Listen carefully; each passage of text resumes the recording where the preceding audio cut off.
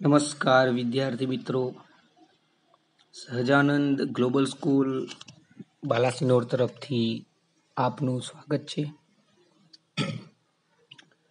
આજે આપણે ધોરણ 10ના ગુજરાતી વિષયમાં પ્રકરણ 16 ભણીશું, જેનું નામ છે ગતિભંગ. શું નામ છે તેનું? ગતિભંગ. પ્રસ્તુત જે આ પ્રકરણ છે ગતિભંગ, તેના લેખક છે મોહનભાઈ પટેલ. કોણ છે તેના લેખક? મોહનભાઈ પટેલ, જેમનો જન્મ 30/4/1927 રોજ થયો હતો.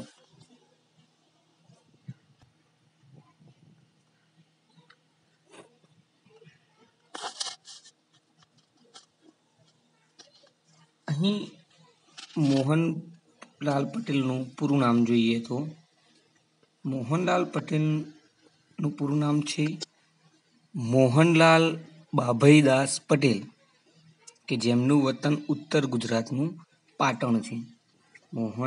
મોહનલાલ બાભઈદાસ પટેલ, કે તેમનું વતન ઉત્તર ગુજરાતનું પાટણ છે.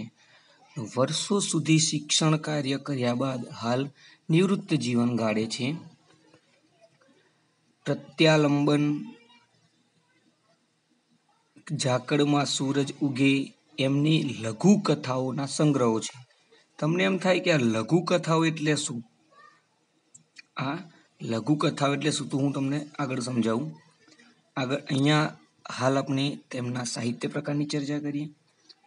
સાહિત્ય સર્જનની બંધન, ડેડ એન્ડ, હાસ્યમર્મર, લાંછન વગેરે તેમની નવલકથાઓ છે.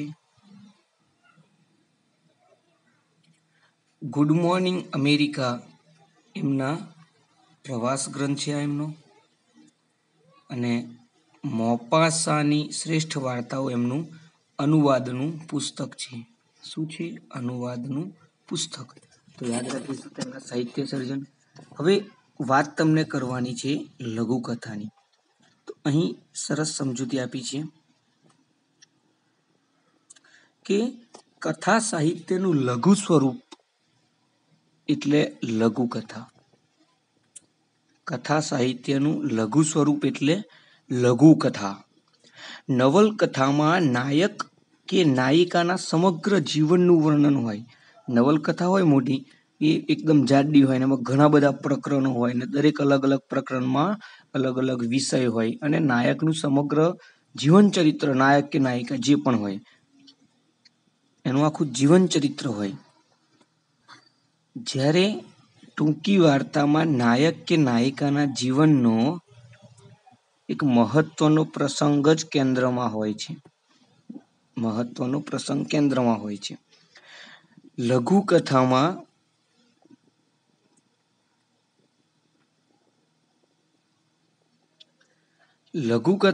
જીવનની એક ક્ષણનો મહિમા હોય છે, કે જીવનમાં બનેલી એક નાની એવી ઘટના જે જીવન પર ઘણી બધી જાણે અસર કરતી હોય એ રીતે એનું વર્ણન હોય છે, જે અત્યંત લાઘવથી એટલે કે ઓછા શબ્દોથી અંતે ચોટ આપી જાય છે. આજે ગતિભંગ લઘુકથાની શરૂઆતમાં ગાડી પકડવા ઉતાવળે પગલે જતા ડુંગર અને એની પત્નીનું ચિત્ર છે, અને વારે વારે પાછળ ફરીને કશુંક શોધી રહી છે. કોણ? એની પત્ની, ડુંગર નામના વ્યક્તિની પત્ની. વાર્તાને અંતે કરુણતા સભર ચોટ છે, મર્મ છે, કે માતાને ચાલતા ચાલતા પોતાની પાછળ પોતાની મૃત્યુ પામેલી દીકરીના પગલાની છાપ દેખાય છે. શું દેખાય છે? પગલાની છાપ. અને અહીં માત્ર ચાલવાની ગતિમાં જ ભંગ નથી, એટલે કે માત્ર ચાલવાની ગતિમાં રૂકાવટ નથી, પરંતુ પાત્રોના વિચારોની, જે પાત્રો છે બંને, એમના વિચારો જે છે એમાં પણ એક જાતની રૂકાવટ આવી જાય છે. વિચારોની ગતિમાં પણ શું થઈ જાય છે? ભંગ પડે છે. અહીંયા આગળ આપણે ખૂબ જ નાની અને ટૂંકી લઘુકથા છે. લઘુ એટલે નાની જ છે, સરળતાથી સમજાય તેવી છે. જોઈએ આપણે.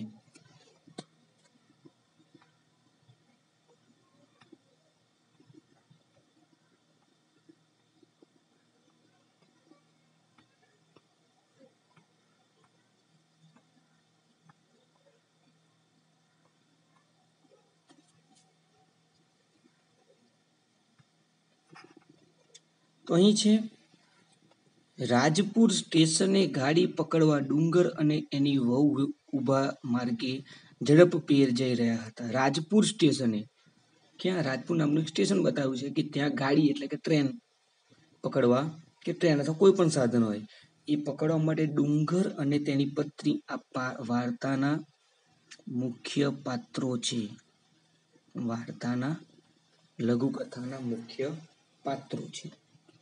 તો ડુંગર અને તેની વહુ ઊભા માર્ગે ઝડપથી જઈ રહ્યા છે અને પત્નીને પાછળ પાછળ આવવાનો અણસાર મોડું પડતા એટલે કે એકદમ નહિવત થતા, કે પાછળ આવે છે એવો અણસાર નહિવત થતા ડુંગરે પાછળ જોયું કે ક્યાં ગઈ મારી પત્ની, જ્યાં મારી પાછળ પાછળ આવે છે તેનો અવાજ નથી આવતો, અણસાર ઓછો થઈ ગયો, તો ક્યાં ગઈ એવું વિચારે છે. તો પત્ની રસ્તા ઉપર નજર ફેરવતી ધીમી પડી રહી હતી. રસ્તા ઉપર જાણે કંઈક શોધી રહી હોય એમ ધીમી એની ચાલવાની જે ગતિ હતી દોડવાની તે હવે ધીમી પડી હતી. એટલે પૂછે છે કે ભાઈ શું ખોળે છે, શું શોધી રહી છે? ડુંગર એની પત્નીને પૂછે છે કે શું શોધી રહી છે.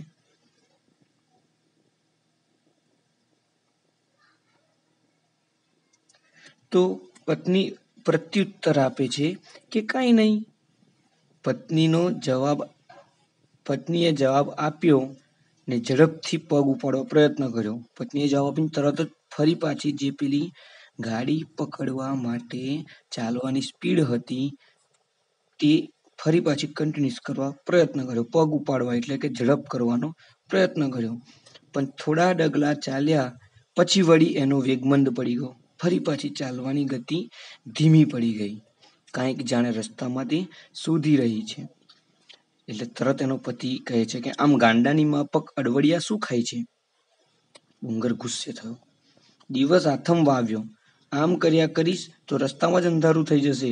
કાં તો, એટલે કહે છે કે આમ ગાંડાની માફક અડવડિયા શું કરે છે? ઘડીકમાં ઝડપ કરે છે, ઘડીકમાં ધીમે પડે છે, કંઈક શોધી રહ્યું હોય એમ.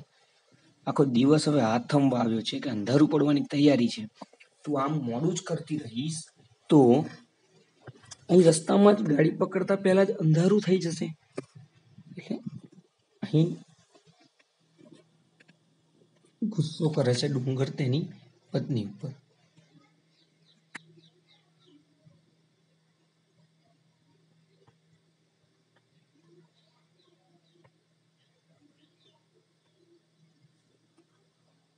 આગળ છે પત્ની થોડા ડગલા આગળ ચાલી ખરી પણ પછી તો એ બેસી પડી. શરૂઆતમાં તો એ ધીમી પડતી હતી, હવે તો રીતસરની માણસ બેસી જ ગયું છે નીચે. એની પત્ની નીચે જ બેસી ગઈ છે. પાછો ફરીને ડુંગર પાસે આવ્યો.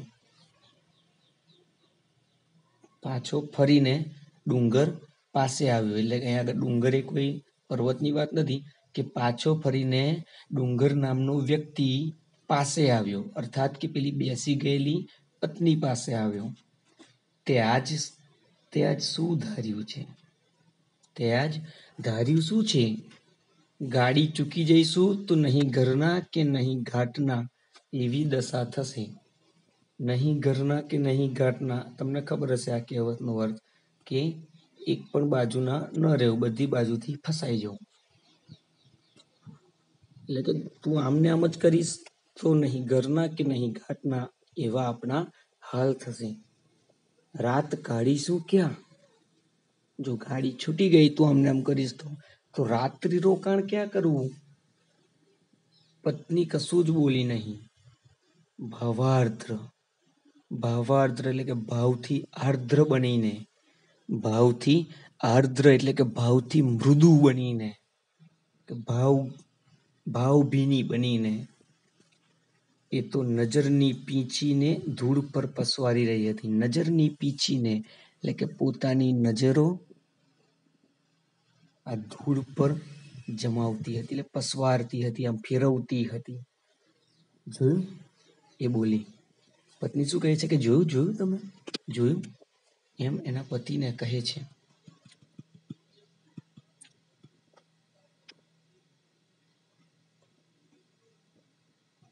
એટલે એનો પતિ કહે છે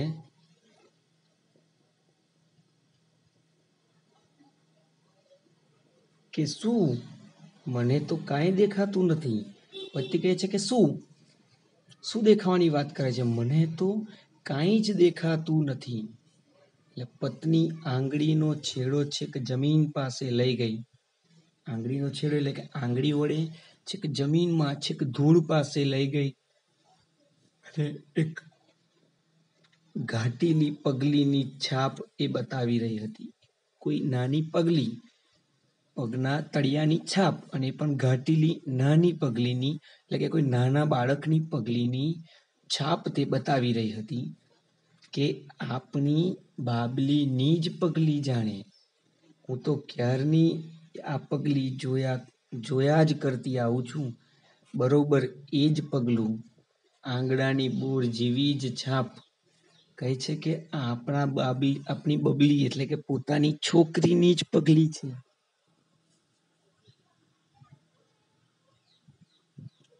હું તો ક્યારની આ જ પગલીઓને જોયા જ કરું છું. બરોબર એ જ પગલું, આંગળાની બોર જેવી જ છાપ. જે પગના આંગળા છે, પગના નાની નાની જે 4 આંગળીઓને એક અંગૂઠો એમ 5, એ જાણે બોર જેવા હોય એવી જ અહીં છાપ છે. એટલે કહે છે કે ગાંડી એવા પગલા તો ઘણાય હોય. શું કહે છે કે ગાંડી એવા પગલા તો ઘણાય હોય. લે ચાલ મોડું થશે. એને ખબર પડી છે કે મારી પત્ની હવે ભાવાવેશમાં આવી ગઈ છે. એટલે તેને કહે છે કે એને વિચારને ડાયવર્ટ કરવા પ્રયત્ન કરે છે કે ગાંડી એવા તો ઘણાય પગલા હોય, લે ચાલ મોડું થશે. બાળકના પગલાની છાપ જોઈ મૃત સંતાનની સ્મૃતિમાં હાલી ઉઠેલી ડગી ગયેલી પત્ની પ્રત્યે સહાનુભૂતિ બોલ પતિએ કાઢ્યો. પોતાના બાળકના પગલાની છાપ જોઈ જે મૃત પામેલ સંતાન છે, સંતાન એટલે પુત્ર કે પુત્રી, સંતાન એટલે પુત્ર કે પુત્રી, એટલે કે પોતાના મૃત સંતાનની સ્મૃતિ એટલે યાદ, સ્મૃતિ એટલે યાદમાં હાલી ઉઠેલી મનથી ડગમગી ગયેલી પત્ની પ્રત્યે સહાનુભૂતિ નો બોલ પતિએ કાઢ્યો. મમ્મી,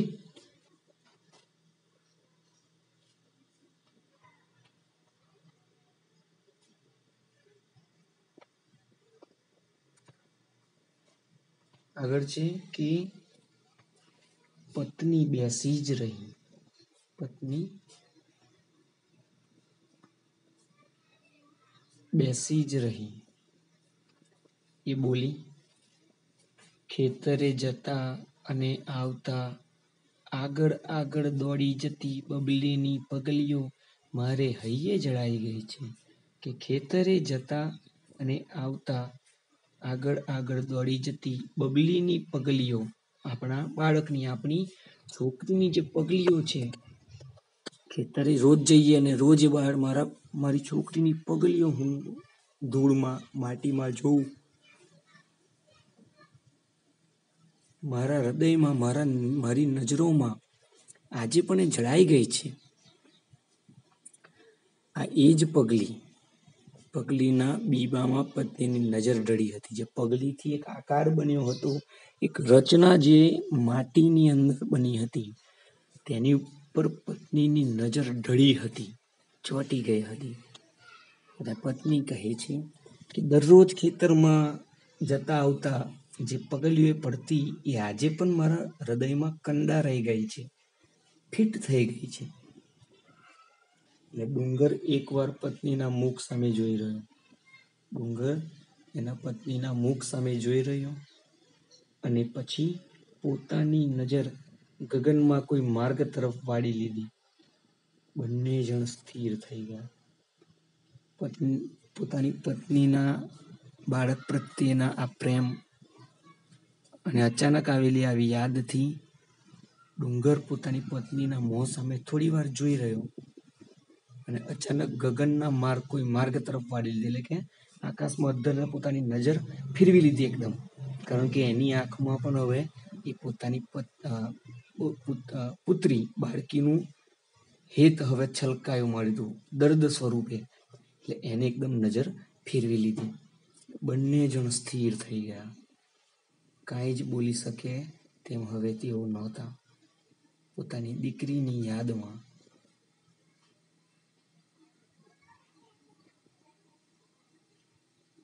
લાકડીના ટેકે ગગન તરફ મોં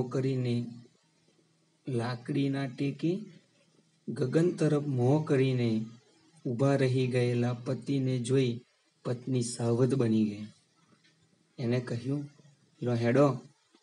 શું કહે છે પત્ની? લો હેડો, હવે પગ ઉપાડો જટ, ગાડી ચૂકી જઈશું.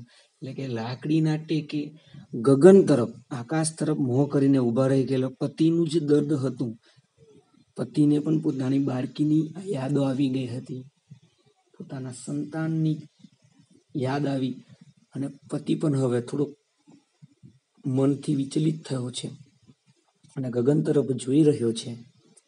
એટલે પત્ની એકદમ સાવધ બની ગઈ અને એટલું જ કહ્યું કે લ્યો હેડો, હવે પગ ઉપાડો જટ, ગાડી ચૂકી જઈશું. અને બંને જણે વળી બમણા વેગથી ચાલવા માંડ્યું. વિચાર કરો, પતિ પત્નીનો પોતાના બાળક પ્રત્યેનો પ્રેમ, એકબીજા પ્રત્યેની સહાનુભૂતિ કેટલી સરસ રીતે વર્ણવવામાં અહીં આવી છે. કે જ્યારે તમે જુઓ પ્રકરણની અંદર કે જ્યારે પત્નીએ ધૂળમાં પગલીઓ જોઈને પોતાની મૃત બાળકીને યાદ કરી, તો પતિ એને એક હિંમત આપતો હતો કે આવી તો ઘણી પગલીઓ જમીનમાં હોય, ચાલ મોડું થશે. અને જ્યારે એનું દર્દ વધારે છલકાયું તો એની સાથોસાથ પતિને પણ પોતાની બાળકીની યાદ આવી અને આકાશ તરફ જોઈને પોતાની બાળકી જાણે ભગવાન પાસે ગઈ છે એ વિચારથી આકાશ તરફ જોઈ રહ્યો હતો, જાણે ભગવાનને કંઈક ફરિયાદ કરતો હોય. ત્યારે પત્ની એને હિંમત આપે છે કે લ્યો હેડો, હવે પગ ઉપાડો જટ, અર્થાત કે ઉતાવળ કરો, નહીં તો ગાડી ચૂકી જઈશું. એટલે કે બંને એકબીજાને દર્દની પીડા વેદનાની સ્થિતિમાં એકબીજાનો સહારો બને છે અને પોતાના ભૂતકાળમાં બનેલી એક દુઃખની ઘટનાને યાદ કરીને થોડા સમય માટે મનને વિચલિત કરી દે છે, વિચલિત થઈ જાય છે એમ કહીએ તો પણ ચાલે. અને ત્યારબાદ ફરી પાછા પોતાના વર્તમાનમાં આવી જાય છે.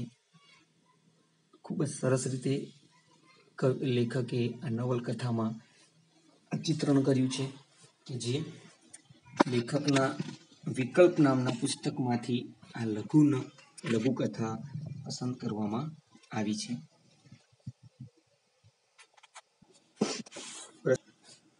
પ્રસ્તુત જે લઘુકથા છે કે તેમાં ટૂંકમાં સાર જોઈએ તો ડુંગર અને તેની પત્ની રાજપુર સ્ટેશને ગાડી પકડવા ઝડપથી જાય છે, પરંતુ ડુંગરની પત્નીની ચાલવાની ગતિ મંદ પડી જાય છે. એટલે ડુંગર એના પર ગુસ્સે થાય છે ને પછી એમ થાય છે કે પત્ની આમ ધીમી ગતિએ ચાલશે તો કદાચ ગાડી પણ ચૂકી જવાશે. ને એની પત્નીની ગતિ મંદ પડી જવાનું કારણ તેને માર્ગમાં પોતાની મૃત બાળકીના પગલાંની છાપ દેખાય છે. ને એ છાપ જોઈને તેના હૈયામાં મૃત બાળકીની યાદ સળવળી ઉઠે છે. પણ લાકડીના ટેકે ઊભેલા પતિને જોઈ રખીને ગાડી ચૂકી ન જવાય માટે તે સ્મૃતિને ખંખેરીને, યાદોને ખંખેરીને તેની સાથે પગ ઉપાડે છે. લેખકે આ લઘુ નવલકથામાં ચાલવાની ગતિના ભંગની સાથે મનના વિચારો, એક માના વિચારો, એક પિતાના વિચારોનો પણ ગતિભંગ દર્શાવ્યો છે. માનું મૃત બાળક પ્રત્યેનું માતૃત્વ જ તેની ચાલવાની ગતિને મંદ પાડે છે, તેની વિચારવાની ગતિમાં ભંગ પાડે છે, તેવું લેખકે અહીં પોતાના સાહિત્ય સર્જન દ્વારા વ્યક્ત કર્યું છે. ખૂબ જ નાનું અને સરળતાથી સમજાય તેવું પ્રકરણ હતું. તેની પ્રશ્નોત્તરી તરફ આગળ વધીએ તો પ્રશ્ન એક છે સ્વાધ્યાયમાં સાચો વિકલ્પ શોધો. પહેલો પ્રશ્ન છે આપની બબલીની જ પગલી જાણે. આ વાક્ય કોણ બોલે છે કે આપણી બબલીની જ પગલી જાણે? તો આ વાક્ય કોણ બોલે છે? તો આ વાક્ય ડુંગરની પત્ની બોલે છે. કોણ બોલે છે? ડુંગરની પત્ની. ઓકે, આગળ બીજો પ્રશ્ન જોઈએ કે ડુંગર અને તેની વહુ કયા સ્ટેશને ગાડી પકડવા માંગતા હતા? રાજપુર, વર્તેજ, ધોરાજી કે ગાંધીધામ? તો સાચો જવાબ રહેશે રાજપુર સ્ટેશને તેઓ ગાડી પકડવા માંગતા હતા. ઓકે, બબલીની જ પગલી આ વાક્ય ડુંગરની પત્ની બોલે છે. બબલીની જ પત્ની આ વાક્ય ડુંગરની પત્ની બોલે છે. તેમજ કયા સ્ટેશને ગાડી પકડવાની વાત પ્રકરણમાં કરી છે? તો રાજપુર. કયું સ્ટેશન? રાજપુર. ઓકે,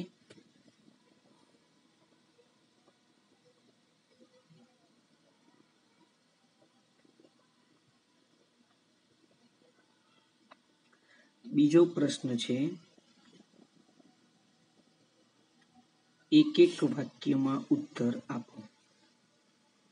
ધૂળમાં પગલી જોઈને ડુંગરની પત્નીને કોણ યાદ આવ્યું? ધૂળમાં પગલી જોઈને ડુંગરની પત્નીને કોણ યાદ આવ્યું? તો તેનો જવાબ રહેશે કે ધૂળમાં પગલી જોઈને ડુંગરની પત્નીને પોતાનું મૃત બાળક યાદ આવ્યું. કોણ યાદ આવ્યું? પોતાનું મૃત બાળક યાદ આવ્યું. ઓકે, બીજો પ્રશ્ન છે ડુંગરે પોતાની નજર ક્યાં સ્થિર કરી? ડુંગરે પોતાની નજર ક્યાં સ્થિર કરી? તો સાચો જવાબ છે ડુંગરે પોતાની નજર ગગનના માર્ગ તરફ સ્થિર કરી. ડુંગરે પોતાની નજર ગગનના માર્ગ તરફ સ્થિર કરી. ડુંગરે પોતાની નજર ગગનના માર્ગ તરફ સ્થિર કરી. ઓકે,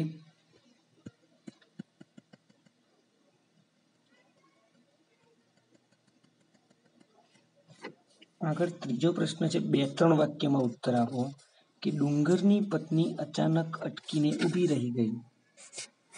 ડુંગરની પત્ની અચાનક અટકીને ઊભી રહી ગઈ. કારણ કે ડુંગરની પત્ની અચાનક અટકીને ઊભી રહી ગઈ કારણ કે તેને જમીન પર એક ઘાટેલી પગલીની છાપ જોઈ. તેને જમીન પર એક ઘાટેલી પગલીની છાપ જોઈ. એ છાપ જાણે મૃત બાળકની પગલીની જ હોય તેવી હતી. મૃત સંતાનની સ્મૃતિથી હાલી ઉઠેલી, વિચલિત થયેલી તે ડુંગરની પત્ની અચાનક અટકીને ઊભી રહી ગઈ. આગળ છે લ્યો હેંડો, હવે પગ ઉપાડો ઝટ, ગાડી ચૂકી જઈશું. તેમ ડુંગરની પત્નીએ શા માટે કહ્યું? તો લ્યો હેંડો, હવે પગ ઉપાડો ઝટ, ગાડી ચૂકી જઈશું. તેમ ડુંગરની પત્નીએ પોતાના પતિ ડુંગરને સાવધ કરવા કહ્યું. પોતાના પતિ ડુંગરને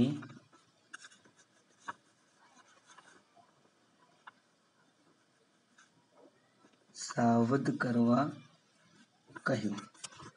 ઓકે, કે ગાડી ચૂકી જઈશું, એટલે ગાડી ન ચૂકે તે માટે સાવધ કરવા કહ્યું.